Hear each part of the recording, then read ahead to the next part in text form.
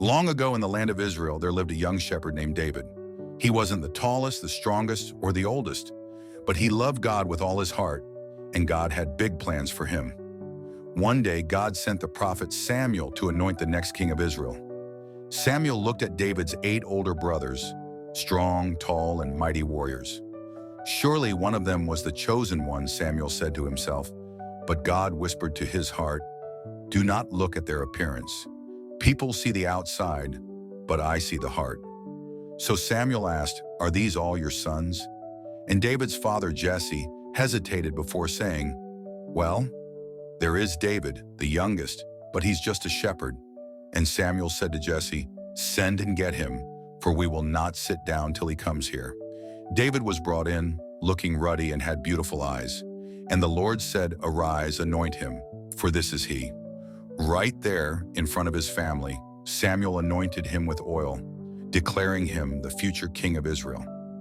From that moment on, God's Spirit was with David, and though nothing seemed different at first, everything had changed. However, trouble was brewing. The Israelites were at war with the Philistines, and the enemy had a secret weapon, a giant named Goliath. Goliath was huge, over 9 feet tall, covered in armor, and carrying a spear as big as a tree trunk. Every day he roared across the valley, "Is there no one brave enough to fight me? Ha ha ha! Your God is weak." For 40 days Goliath taunted the Israelites, and for 40 days no one dared to face him. Even King Saul, the mightiest warrior in Israel, was afraid. But then a shepherd boy arrived at the battlefield.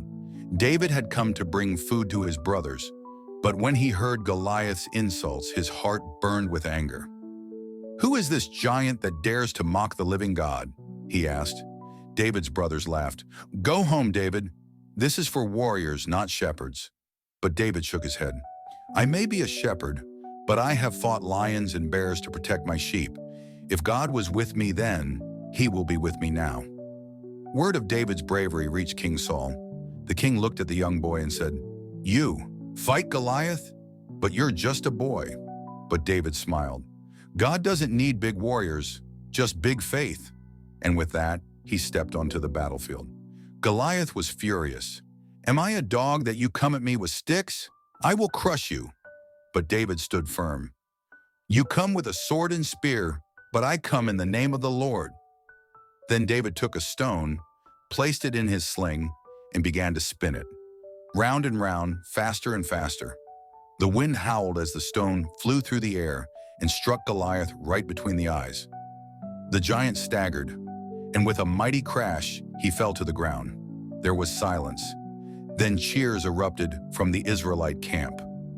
The mighty warrior had been defeated, not by a sword, not by an army, but by a shepherd boy's faith in God. So what can we learn from David's story? 1. God sees your heart, not your size or strength. David wasn't the biggest or the strongest, but God chose him because of his heart. 2. Faith is stronger than fear. When everyone else was afraid, David trusted in God. No matter how big your problem is, God is bigger. 3.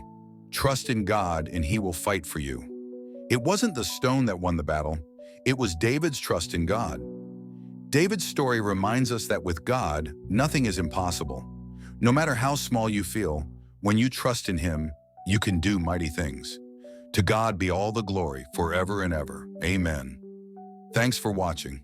God bless you.